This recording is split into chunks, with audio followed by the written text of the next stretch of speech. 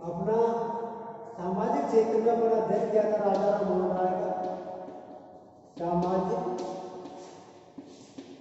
क्षेत्र में अब अपन करते हैं राजा राम मोहन राय का धार्मिक क्षेत्र में। धार्मिक क्षेत्र में राजा राम मोहन राय हिंदू धर्म का मानवीय तर्क शक्ति के आधार पर सुधार करने का प्रयास किया, यानी कि मानवीय तर्क शक्ति के आधार पर सुधार करने का प्रयास है। उनके विचार में प्राचीन वेदांत दर्शन मानवीय तर्क शक्ति पर आधारित है। उन्होंने अपने विवेकशील दृष्टिकोण का सहारा लेकर ही हिंदू धर्म की वास्तविक सिद्धांतों के सामने प्रस्तुत किया। उन्होंने एकेश्वरवाद पर बल दिया। उन्होंने एकेश्वरवाद पर बल दिया। एक ही ईश्वर पर उन्होंने बल दिया, क्योंकि वो मानते थे कि प्राचीन हिंदू धर्म ग्रंथों में एकेश्वरवाद की शिक्षा दी गई है। अपनी इस धारणा को सिद्ध करने के लिए उन्होंने वेदांत शास्त्रों का बंगला में तथा अनेक उपनिषदों का बंगला एवं अंग्रेजी भाषा में अनुवाद किया। एकेश्वरवाद के समर्थन में उन्होंने कई पुस्तकें defence of Hinduism, self defence of मोनिलाइजेशन सिस्टम ऑफ वेलिंग्स प्रकाशित की। उन्होंने मूर्ति पूजा, विभिन्न देवी देवताओं की पूजा, जाति कट्टरता को निरर्थक रीति रिवाजों का खंडन किया। उन्होंने मूर्ति पूजा,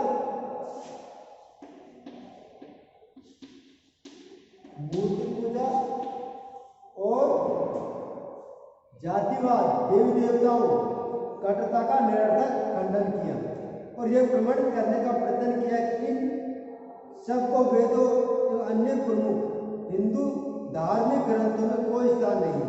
उन्होंने इन सब प्रथाओं को स्वार्थ हितों के लिए बढ़ावा देने वाले प्रयत्नों की निंदा की। उन्होंने ईसाई धर्म के सिद्धांतों की विवेकशील व्याख्या की और न्यू टेस्टामेंट के नैतिक और दार्शनिक सिद्धांत और उनके चमत्कारी निरर्थक गाथाओं से पृथक करने का प्रयास किया। अपने विचारों की विस्तार पूर्वक और विवेकशील व्याख्या उन्होंने अपनी पुस्तकों में अध्ययन किया।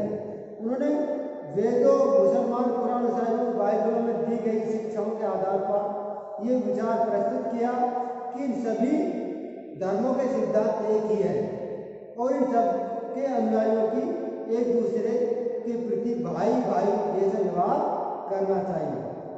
1828 में तर्क शक्ति तथा वेद उपनिषदों पर आधारित ब्रह्म समाज नामक एक नई संस्था की स्थापना की गई थी। उसमें एकेश्वरवाद, विश्वास, भातृत्व, सभी वर्गों के प्रति उदार एवं मूर्ति पूजा, जाति प्रथा, सती प्रथा एवं निरर्थक धार्मिक रीति रिवाजों एवं अंधविश्वासों का विरोध किया। राजा राम मोहन राय ब्रह्म समाज।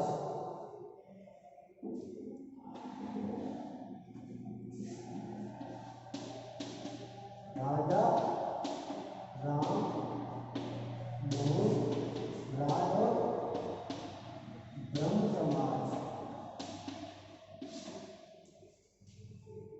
राजा राम मोहन राय ने 1828 में ब्रह्म समाज की स्थापना की। 1828 ईस्वी में उन्होंने ब्रह्म समाज की स्थापना की, जिसके कुछ समय पश्चात ब्रह्म समाज के कहा जाने लगा। ब्रह्म समाज पहले मंत्रों की स्थापना जनवरी 18 ईस्वी से हुई।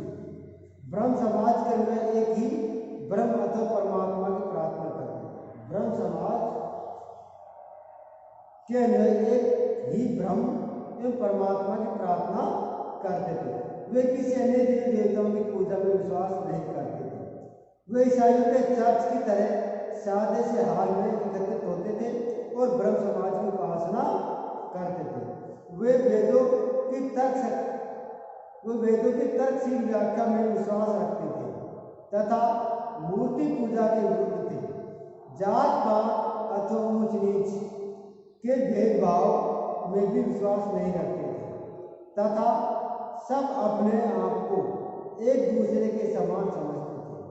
वे देश में शिक्षा का खूब विकास करना चाहते थे तथा भाषण और विचारों को प्रकट करने की स्वतंत्रता में विश्वास रखते थे।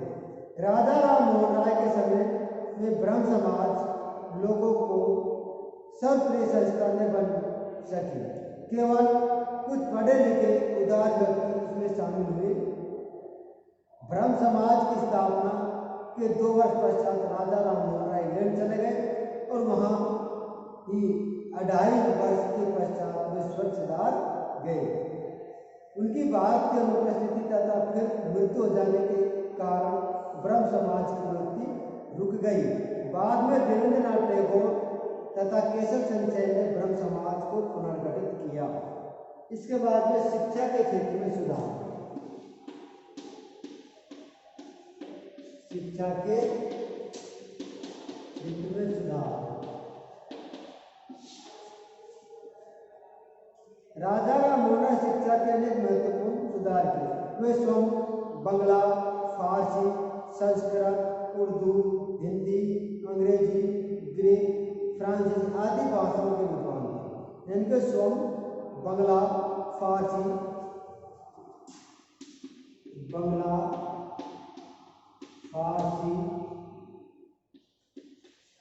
संस्कृत, उर्दू, अंग्रेजी, ग्रीक यानी कि आदि भाषाओं का अध्ययन किया। उन्होंने जानते थे कि उनका दृष्टिकोण एक बड़ा विशाल था और भारत में अंग्रेजी भाषा के माध्यम द्वारा पाश्चात्य शिक्षा दिए जाने के समर्थक थे ताकि भारतीयों को आधुनिक विचारों, विज्ञान और ज्ञान हो सके। उन्होंने हाइड ईस्ट डेविड हेयर तथा शिक्षित हिंदुओं को हाइड ईस्ट डेविड हेयर यानी कि शिक्षित हिंदू नेताओं को 1817 ईस्वी में कलकत्ता में हिंदू कॉलेज की स्थापना की थी। 1817 ईस्वी में डेविड हेयर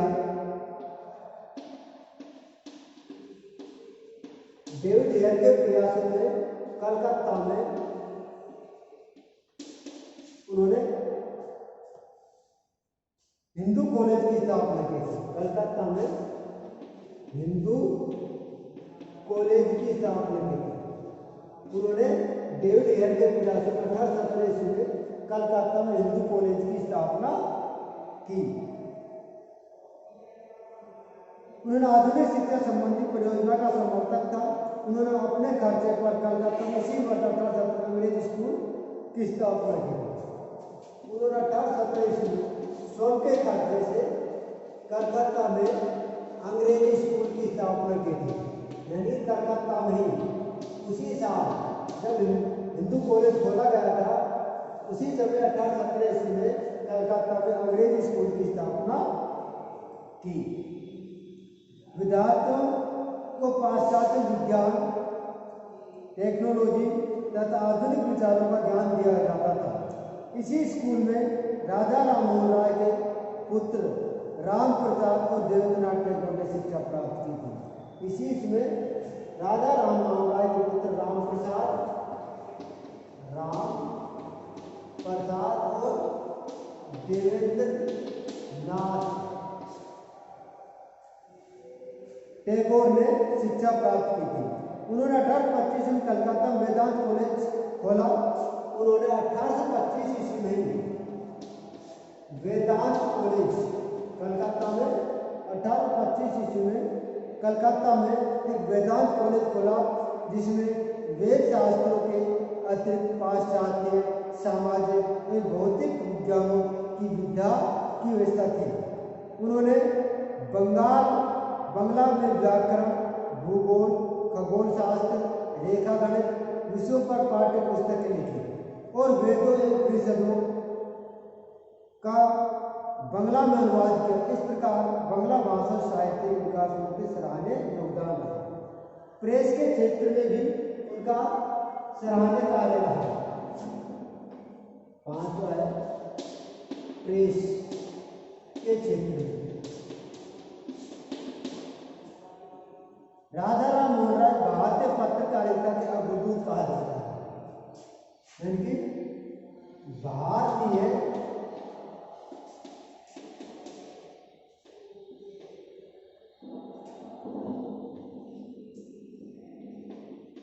पत्रकारिता के अग्रदूत कहा जाता है।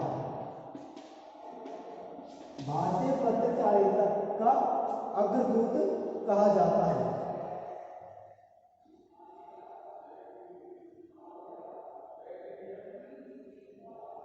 उन्होंने बंगला, फारसी, हिंदी और अंग्रेजी में नए पत्रिकाएं निकाली जिनके द्वारा लोगों का ऐतिहासिक विज्ञान एवं साहित्य का ज्ञान का प्रसार किया जाता है और सरकार के सम्मुख लोगों के मांगों शिकायतों को रखा जाता है।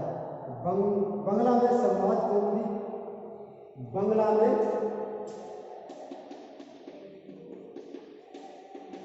संवाद कौमुदी और अंग्रेजी में बंगाल में संवाद कौमुदी और फारसी में मिरातुल अखबार, फारसी में मिरातुल अखबार, फारसी में मिरातुल अखबार उनके द्वारा चलाई गई प्रसिद्ध पत्रिकाएं थी। उन्होंने सरकार से प्रेस पर लगाए गए प्रतिबंध को हटाने को बार बार प्रार्थना की और प्रतिबंध परिषद मेडकोफ ने 1835 ईस्वी में प्रेस को पर्याप्त स्वतंत्रता दी। यानी कि 1835 ईस्वी में मेडकोफ ने प्रेस पर काफी स्वतंत्रता प्रदान कर दी गई।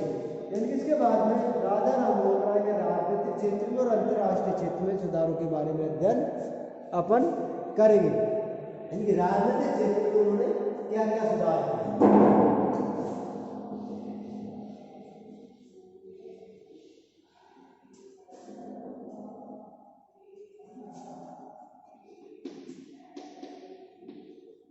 राजनीतिक क्षेत्र में राजा राम मोहन राय आधुनिक काल में भारतीय राजनीति का पिता माना जाता है। राजा राम मोहन राय को आधुनिक काल में भारतीय राजनीति का पिता माना जाता है। उन्होंने भारतीय प्रशासन में सुधार संबंधी आंदोलन चलाया। उन्होंने बंगाल में जमींदारों द्वारा किसानों के शोषण की निंदा की और सरकार से यह मांग की कि किसानों द्वारा दिए जाने वाले अधिकतम लगान को सदा के लिए निश्चित कर दिया जाए ताकि 1793 में प्रचलित किए गए स्थायी बंदोबस्त का उन्हें भी लाभ पहुंचे। उन्होंने लॉर्ड विलियम बेंटिक की सरकार को कर जमीनों पर भू राजस्व लगाने की नीति का विरोध किया और उसे इस नीति को त्याग देने के लिए प्रार्थना की। उन्होंने सरकार द्वारा प्रेस पर लगाए गए प्रतिबंध को हटाने के लिए विनिमय पत्र भेजा। अंततः उनकी मांग को काफी हद तक सराहनीय रखी।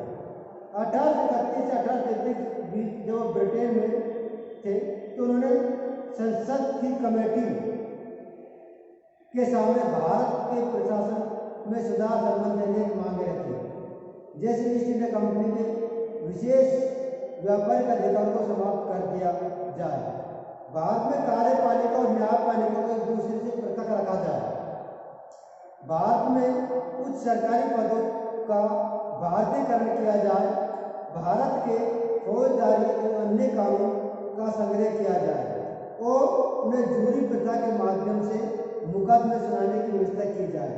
न्याय के मामले में भारत और यूरोप में कोई भेदभाव नहीं किया जाए आदि उन्होंने राजनीतिक क्षेत्र में कार्य किए गए थे।